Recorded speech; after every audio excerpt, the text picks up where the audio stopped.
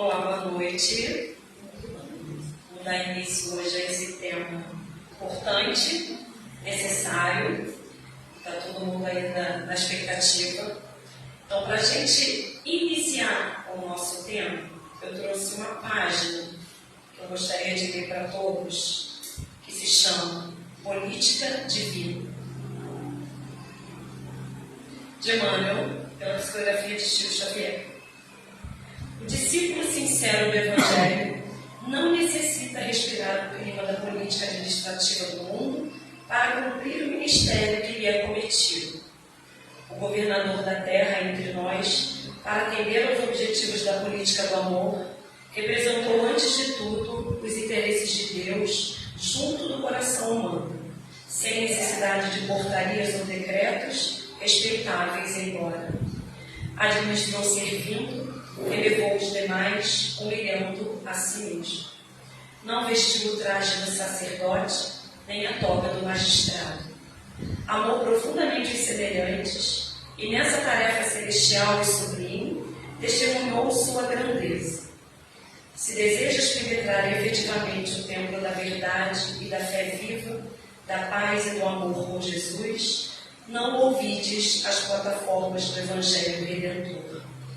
Ama a Deus sobre todas as coisas, com todo o teu coração e entendimento.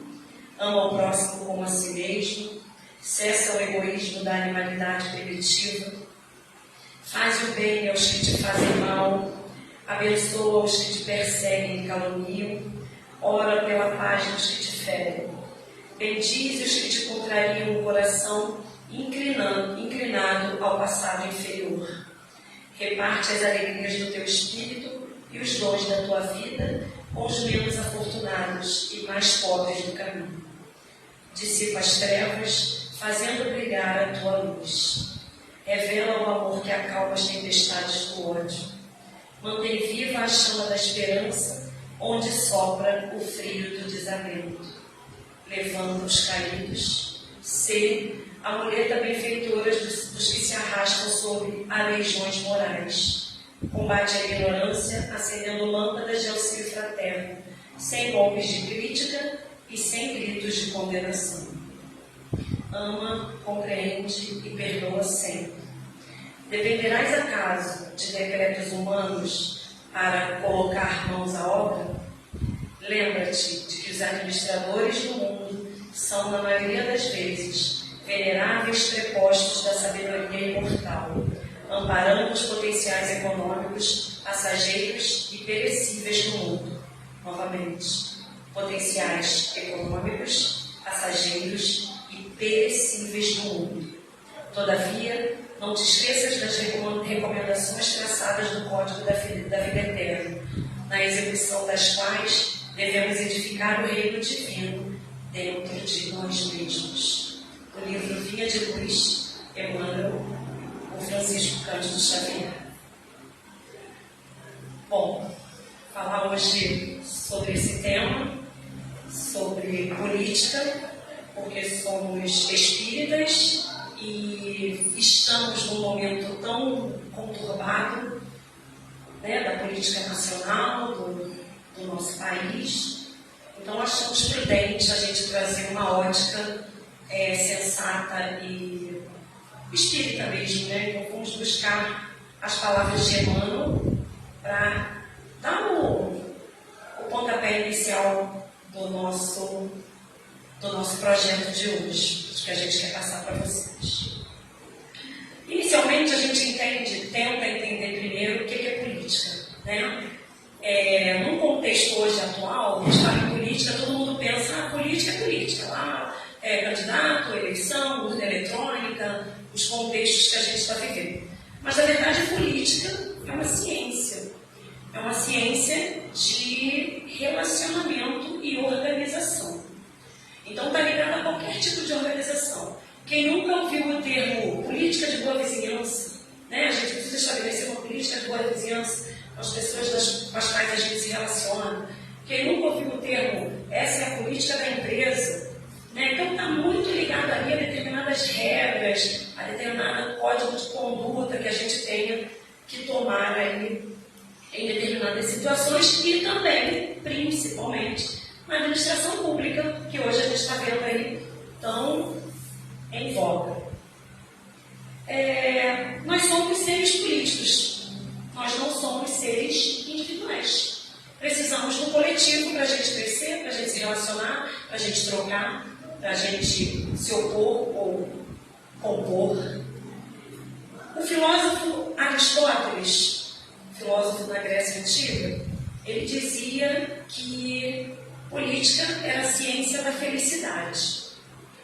E ele colocava em voga a ética. Ele colocava a ética como oposto à política, porque dizia que a ética era a ciência da individualidade. Então a ética é o que a gente tem dentro de nós. É um princípio individual. Você estabelece a sua ética. Você estabelece as suas normas de conduta, de visão, de pensamento. Só que depois, com o passar do tempo, foi se aprimorando a ideia e descobriu-se que dentro da coletividade é essencial que cada indivíduo retrate a sua ética, que cada indivíduo coloque em posição a sua ética individual. Então, tornou-se a ética uma política também coletiva. Política deve estar totalmente relacionada à ética individual e coletiva, transformada em coletivo. Em função disso,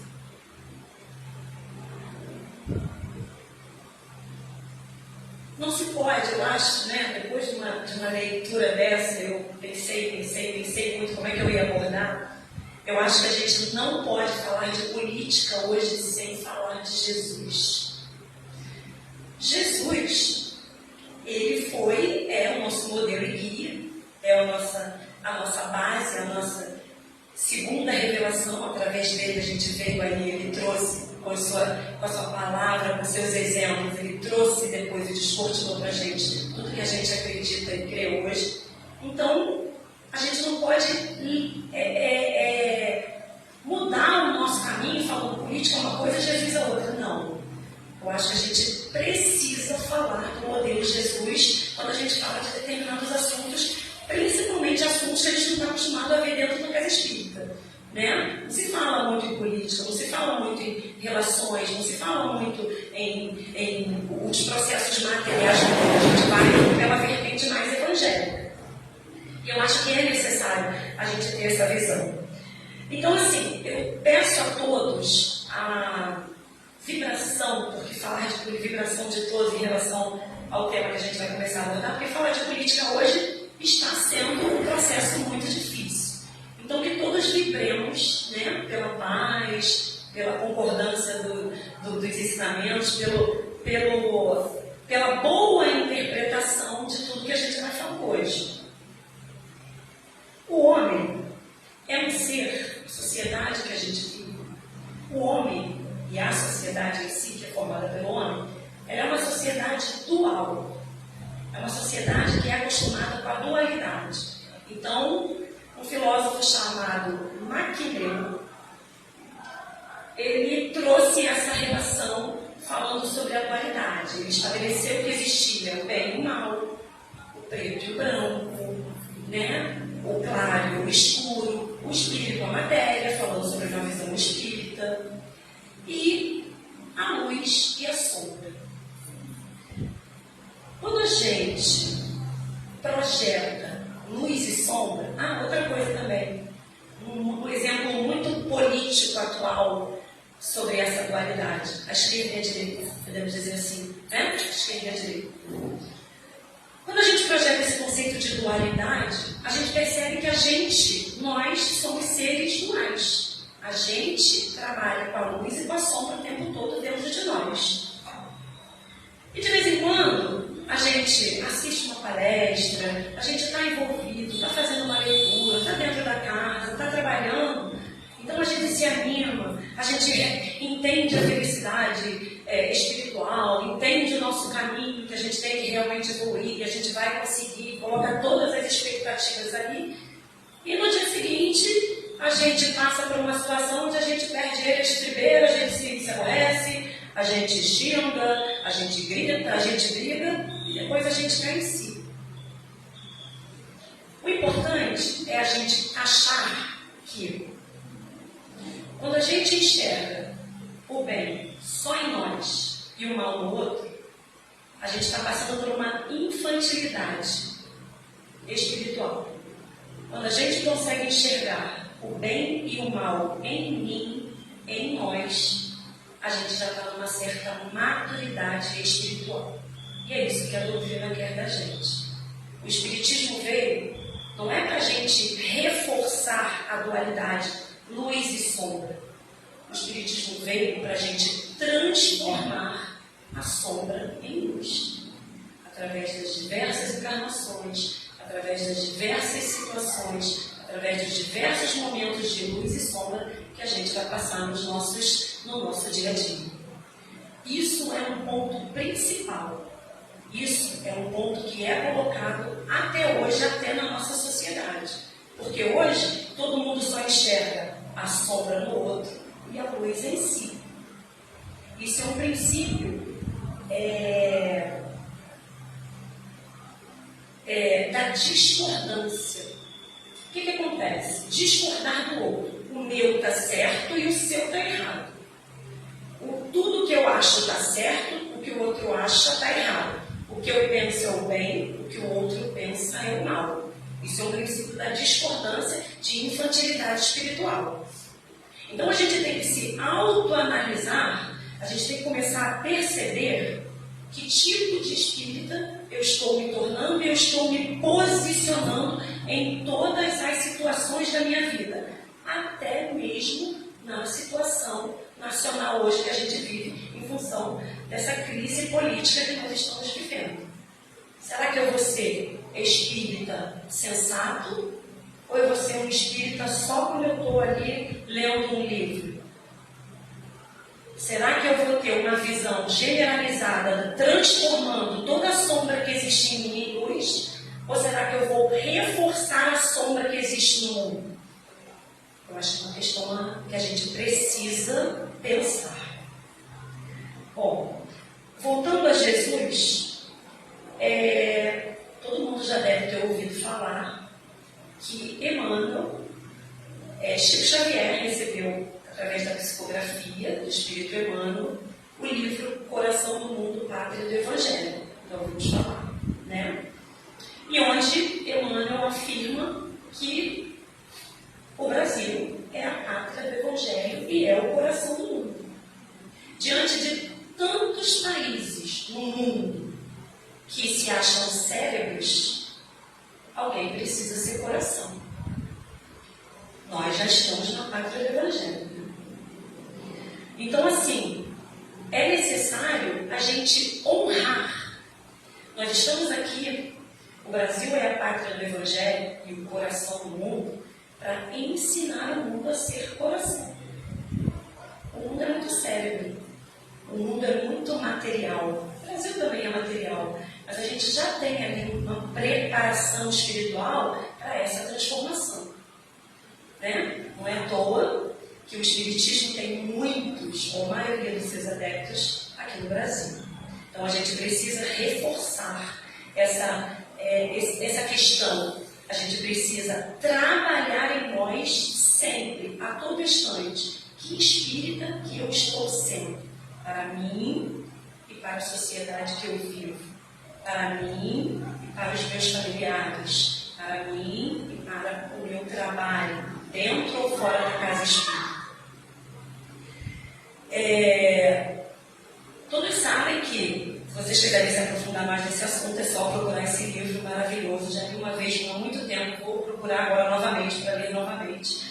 Brasil, Coração do Mundo, Pátria do Evangelho, ele fala que Jesus é o Cristo do planeta. Existe uma pleiade de Cristos, cada Cristo é responsável por um planeta do nosso sistema solar. E Jesus é o responsável pela Terra. Especificamente, a gente tem alguns anjos secretários de Jesus, que são os governadores dos planetas, aqueles dos países dentro do planeta. Cada país tem o seu governador. O governador aqui da Terra, do Brasil, é Ismael. é Ismael. Ele que toma conta de tudo para a gente. Então, dentro do livro, um dos capítulos do livro, Emmanuel conta que Ismael, numa das reuniões que teve com Cristo, chegou, subiu para as esferas mais altas e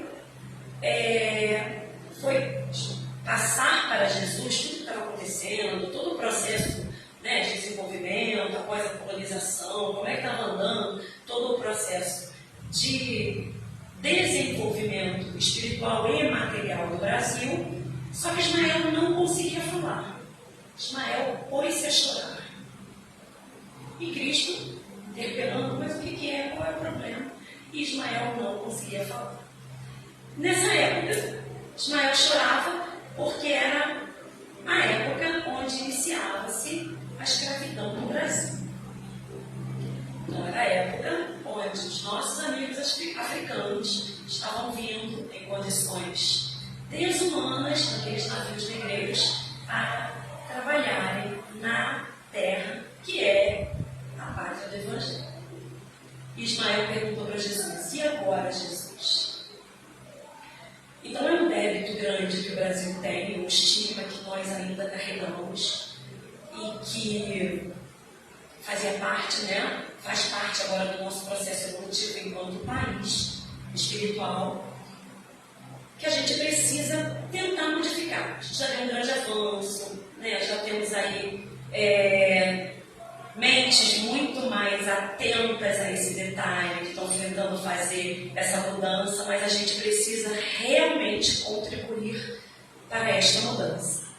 O estigma social naquele momento, no Brasil naquele momento, isso aconteceu porque no Brasil acreditava-se que quem tinha um determinado padrão de estudo, quem tinha um determinado padrão financeiro, não era digno de trabalhar para fazer serviço pesado.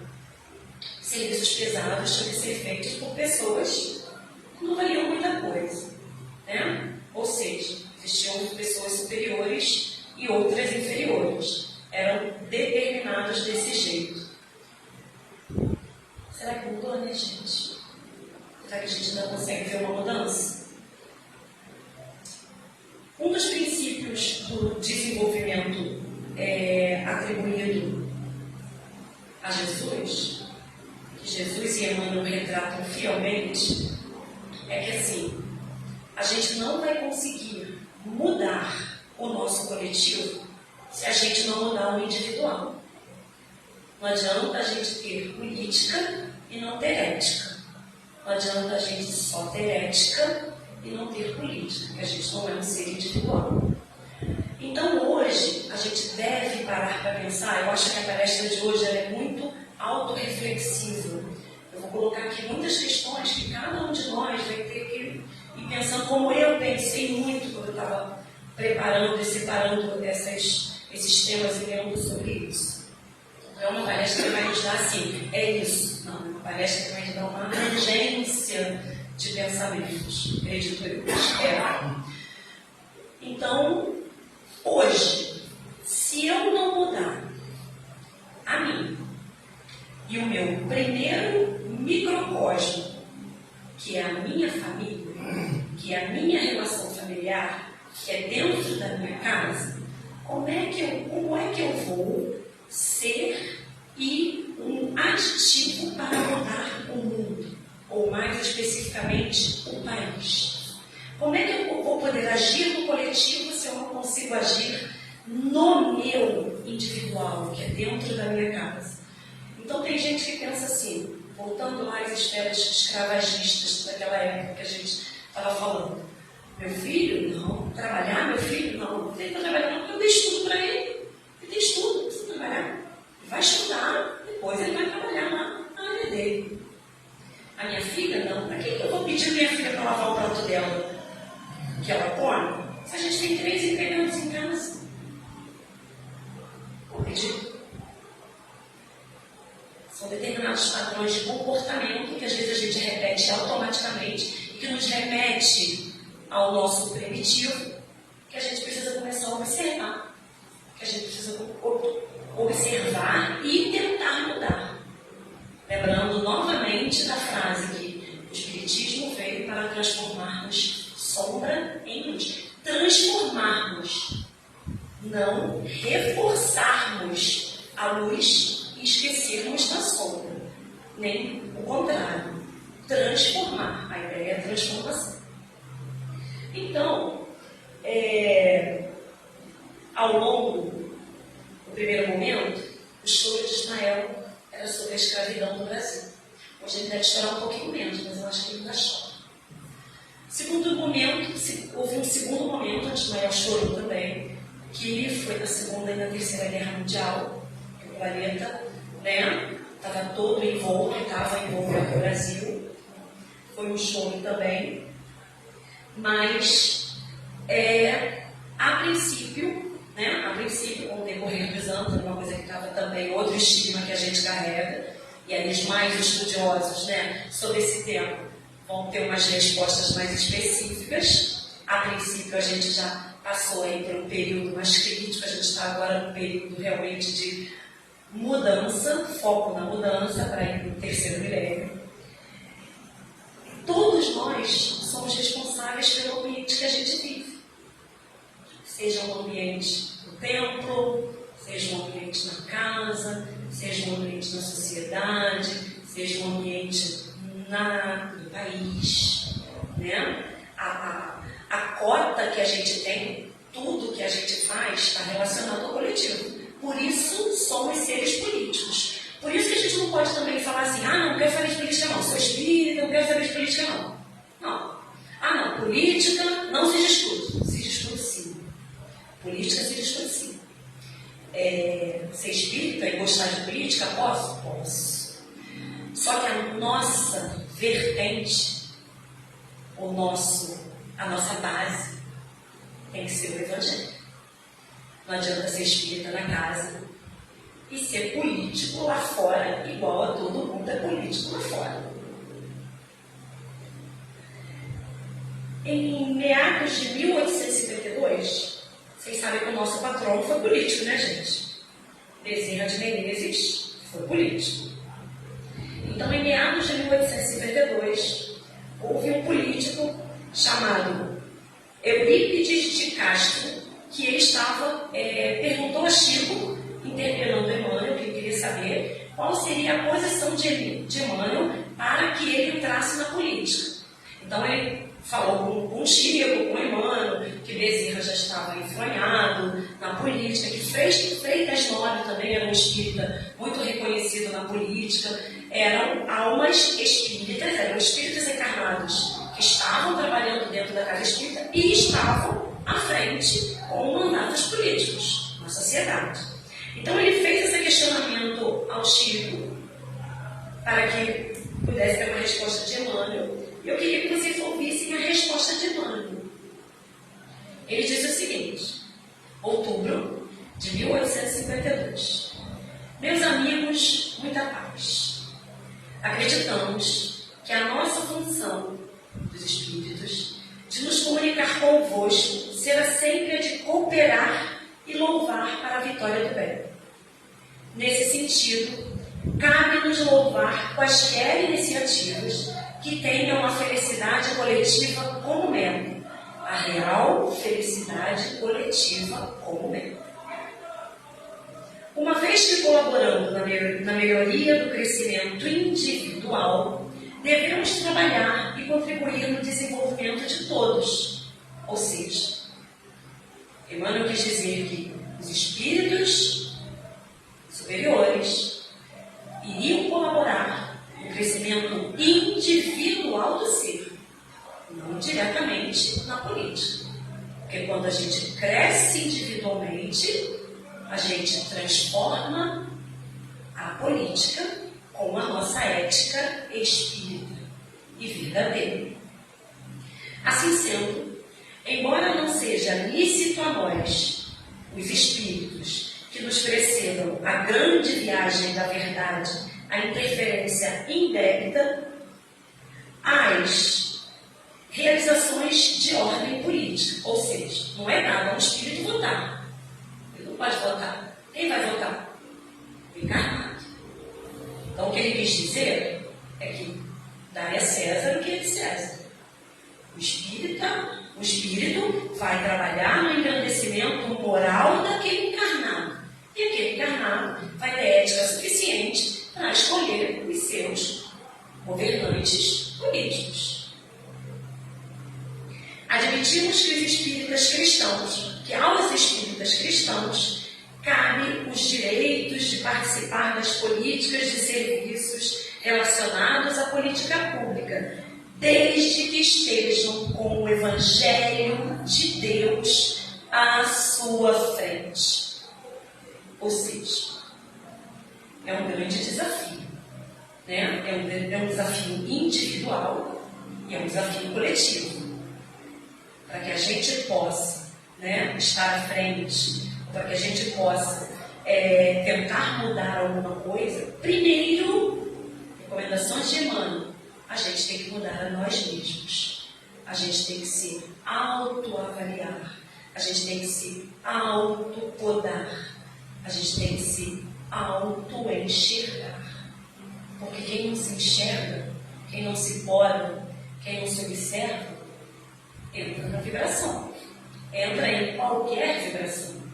Seja positiva, que ele é influenciado, quando ele é influenciado por uma vibração positiva, seja negativa, quando ele é influenciado por uma vibração negativa. Bom, voltando aqui a falar de Jesus, deixa eu só pegar aqui o papel que eu trouxe. Todos nós temos as nossas missões, né? Todo mundo tem a sua missão. A gente tem a nossa missão dentro da casa espírita. Às vezes a gente tem a missão de ficar sentadinho aqui e ouvir palestra. A gente não quer se envolver.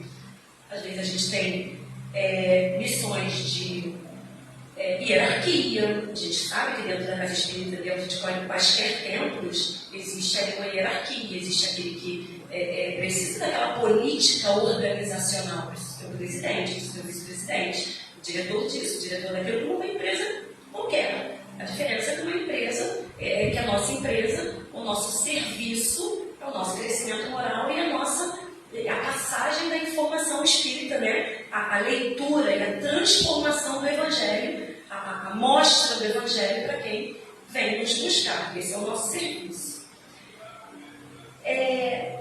Existem também as pessoas que têm as missões coletivas. São as pessoas que estão aí, nas suas missões coletivas.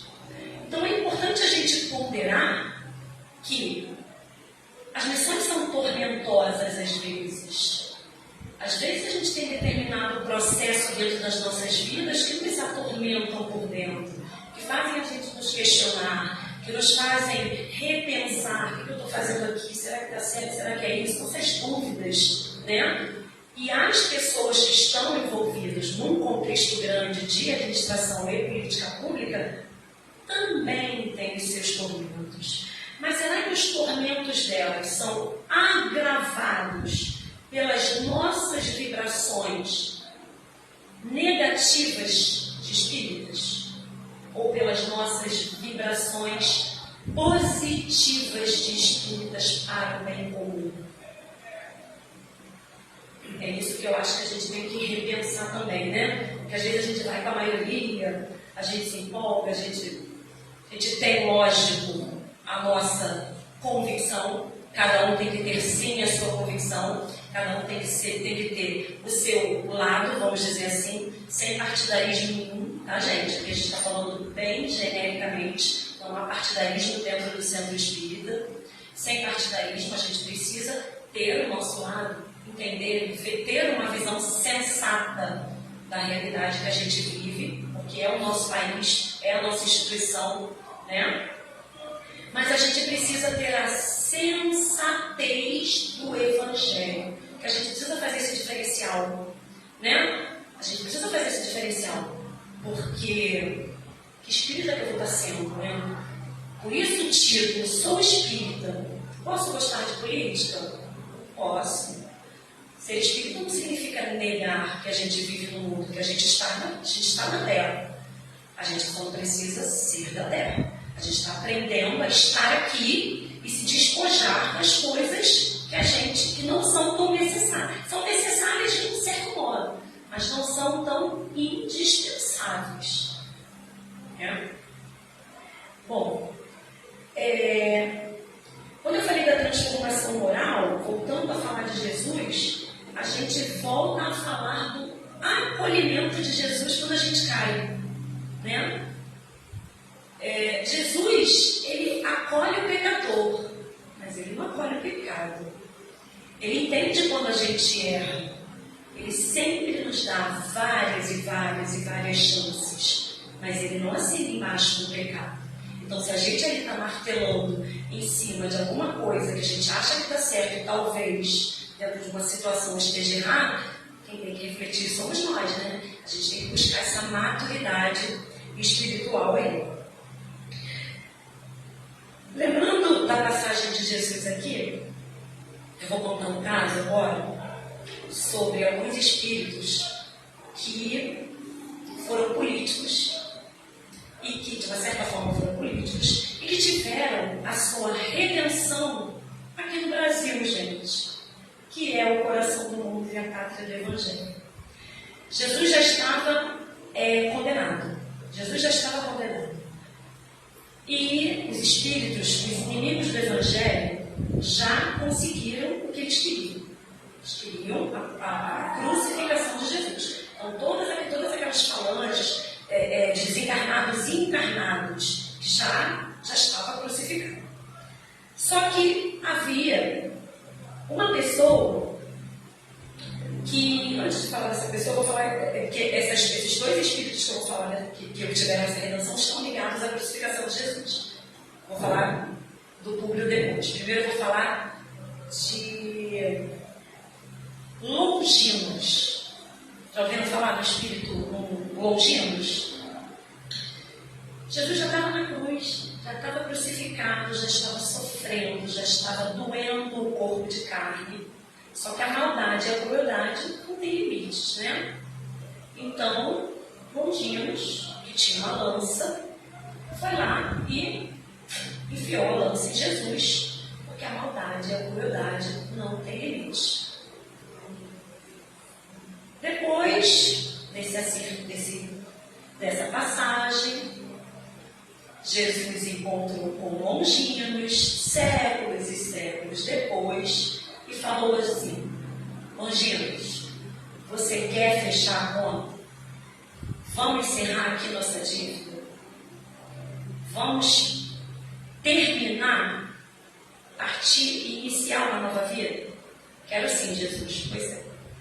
Então, você vai reencarnar lá no meu coração.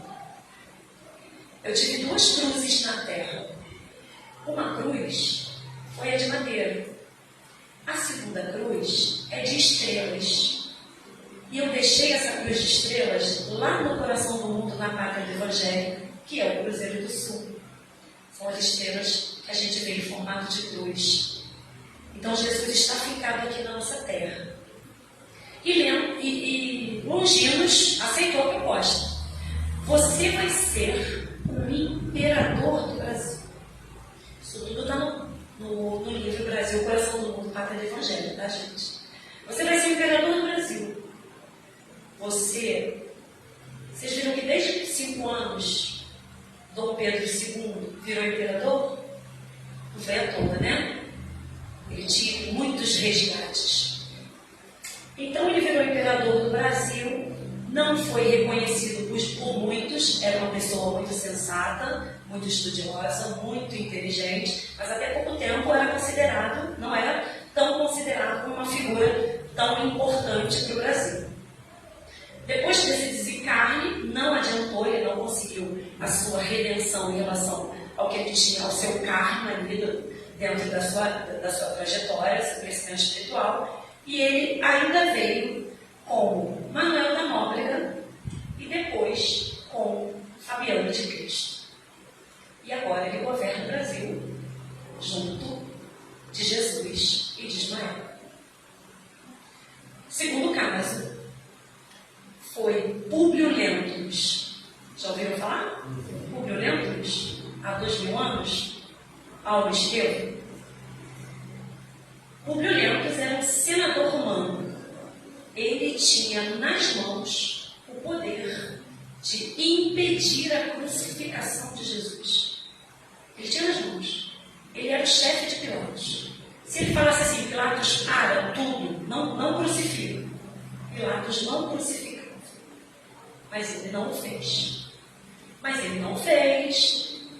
Houve a sua trajetória, houve a sua conversão. Depois, quem quiser saber mais, pode ler o livro há 2000 anos, pode procurar. Houve a sua conversão. E depois, nas esferas mais elevadas, Públio Lentulus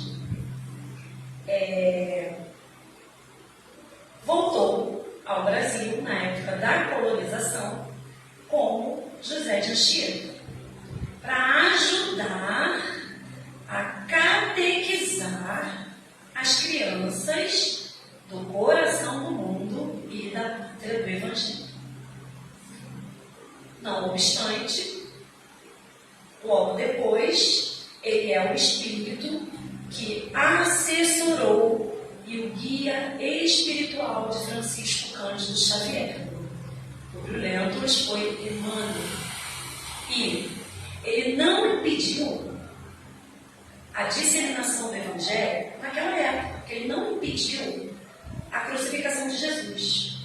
Mas agora ele veio salvar o Brasil com as milhares de psicografias, os milhares de livros psicografados e escritos por ele através da grandiosa e mediunidade de Francisco Cândido Xavier. Então ele não conseguiu salvar o planeta antes, mas ele veio salvar o planeta agora. E Públio Lentulus foi um político. Públio Lentulus foi um político naquela época de Jesus. Então é importante, esses dois exemplos mostram para a gente a grandiosidade do crescimento moral. Se a gente não crescer moralmente, se a gente não se modificar em nós, individualmente, a gente não consegue modificar o coletivo. Então, qual seria o nosso papel? Jesus, quando se reunia, vocês sabem aonde que ele se reunia? Com os 12 apóstolos, que ele não chamava de apóstolos, ele chamava de amigos. Sabe aonde que ele se reuniu? Na casa de Simão Pedro. Sabe o que isso quis dizer? Que tudo que Jesus fez quer dizer alguma coisa? Isso quis dizer que o Evangelho começa no lar, num templo doméstico. Se a gente conseguir transformar os nossos lares, que é o nosso microcosmos, a nossa primeira centelha de relacionamento, que é entre os nossos familiares, a gente não consegue transformar os outros. Não adianta ser bem sucedido nas outras áreas, ser mal sucedido dentro do lar. É no lar que Jesus tem que renascer. É nos nossos lares, é nos corações dos nossos templos domésticos. Depois que ele se reunia,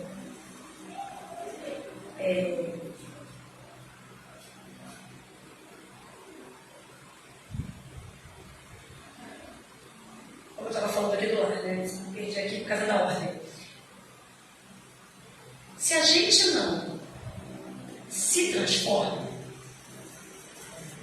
se a gente não se modifica, se a gente não implanta Deus dentro das nossas pequenas e primeiras relações, como é que a gente vai transformar a nossa coletividade?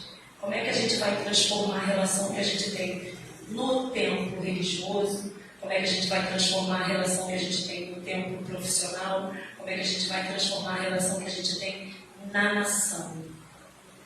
É imperioso, e Jesus quis deixar para a gente, o problema não é o Congresso, o problema não é o sistema, o problema não é o judiciário, o problema sou eu, o problema sou eu. Eu não posso modificar o Congresso se eu não modifico a minha relação com o meu esposo ou com a minha esposa. Eu não posso modificar sistema se eu não modifico a minha relação com os meus pais. Eu não posso regenerar a praça pública se eu não regenero a minha relação com os meus filhos. A gente precisa partir do princípio individual. É isso que a doutrina quer da gente. A doutrina, ela não quer que a gente fique falando do candidato tal ou do candidato tal. Ela não quer que a gente tome um partido imperioso, eu sou isso ou eu sou aquilo, porque isso é fundamentalismo. É a gente tomar partido e achar que o bem sou eu e o mal é o outro. Cadê a sombra se transformando em luz? Então é imperioso. É isso que Emmanuel, nessa mensagem aqui, quis passar para a gente. Ele quis passar que é necessário, é urgente que eu pode as minhas más inclinações como verdadeiro espírita que eu me auto-intitulo ou que eu estou trabalhando para ser. Que sejamos modificadores do mundo. Não importa se o outro faz, se o outro não faz, que eu faça. Não importa se eu vou vestida com tal cor quando eu for votar, ou se eu vou vestida com tal cor, não importa se eu levo tal bandeira ou se eu não levo tal bandeira. O que o espírita tem que fazer é levar o evangelho no seu voto, independente de qual seja. O que o espírita tem que fazer é orar pelos que estão lá atormentados nesta vibração. Porque um vai ganhar e o outro vai perder. A gente sabe que há uma divisão hoje, infelizmente há uma divisão. Eu acho que Ismael deve estar chorando. Acredito. Deve ser mais uma reunião que ele deve estar chorando. Então que nós não endossemos esses choros de Ismael. Que nós façamos o contrário. Que ele olhe para a gente e veja que nós estamos fazendo a diferença. Porque estamos tentando ser espíritas de fato. Gostamos de política, temos as nossas convicções, somente procuramos ser sensatos e verdadeiros conosco e com o coletivo. Fiquemos em paz.